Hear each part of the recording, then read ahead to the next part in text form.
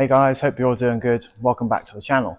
So today I thought we'd go through toes to bar and how I would typically approach taking my clients through the process of either learning from scratch or trying to help them proceed into longer sets. So we've got 3 tips I want to look at today. Let's get into it. Now the first and probably the most important tip we can discuss to start with is where you start. So for the toes to bar, we would look to start a little bit back from the bar. So if you line your toes up and take a little bit of a step back, it's probably going to put you in a pretty good position to get into that hollow. If you're someone who struggles jumping up into that hollow position, I would suggest layering the kip swing a little bit more effectively. So starting directly under the bar, we can jump up into a dead hang and then use our lats to create some tension on the bar. As we do come back behind the bar with the upper body, our lower body must come in front of the bar.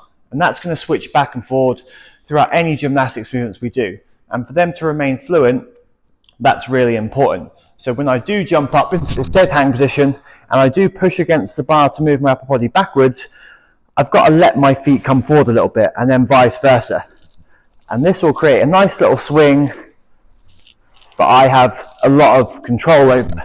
Now, if you really struggle with the control element of that, it doesn't have to be big. It can be pretty small. And then you can progress to getting it slightly bigger. So starting with just little backs and forwards, and then as you get a little bit more confident, you can gain way more control over that. This is going to start almost all of our gymnastics movements, so we have to get this key point down.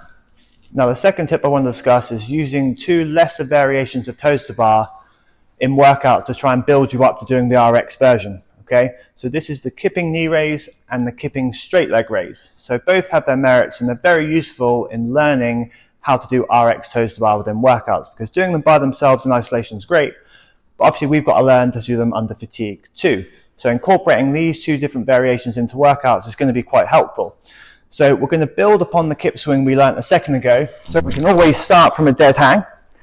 We're going to get into that nice little kip swing, and then as our upper body comes back, we're going to bring our knees up, and then we're going to return to the arch position on the way down.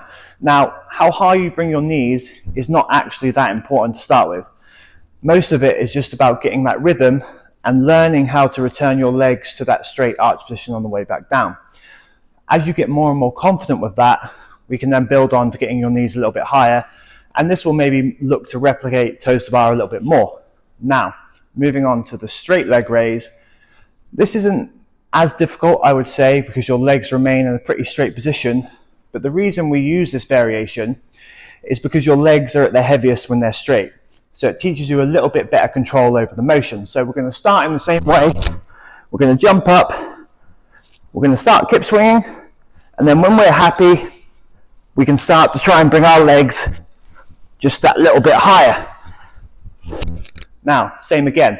Doesn't really matter how high you do it, this is more of a control drill.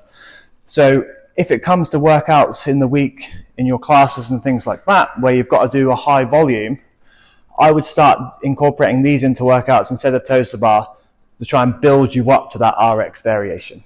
Now, this final tip is probably the most important of all of them, because if you don't do this bit correctly, there's not a chance you're going to be getting toes to bar. So what I want to look at is using your lats and engaging them to try and push you back and away from the bar. Now, most people within your gym, and me included, can't fold themselves in half. So we must be doing something with our upper body to create the space to bring our legs up into. So when we're doing our kip swing, we push against that bar, we're creating space to bring our legs up. Now, if you can't do that, you're not going to have enough time to bring them up to the bar, and it's going to look something like this, where you almost haven't got the time to get your feet up high enough. However, if I jump up in the same way, but really push hard against the bar, I suddenly have more time and space to bring my legs up. Now, this is purely a strength problem for most people. So if you really struggle to push down against the bar, it's time to look at building that upper body up a little bit. So whether we use bodybuilding movements or start incorporating the kipping straight leg raise or the knee raise like I said earlier, either way we'll build up the strength required to sort of start this movement off. That's how we're going to start getting our toes to bar more in line and then start building up bigger and bigger sets. that's a wrap on the video for today, guys. I hope you liked it. So if you're looking for some structure on how to build upon what we talked about within this video, I have 2 8-week programs, one aimed at building you up from scratch to doing some toaster bar, and then one aimed at those who can do some toaster bar, building them on to get much bigger sets, a link to which I'll leave in the description below. Hope you found this useful. See you in the next one.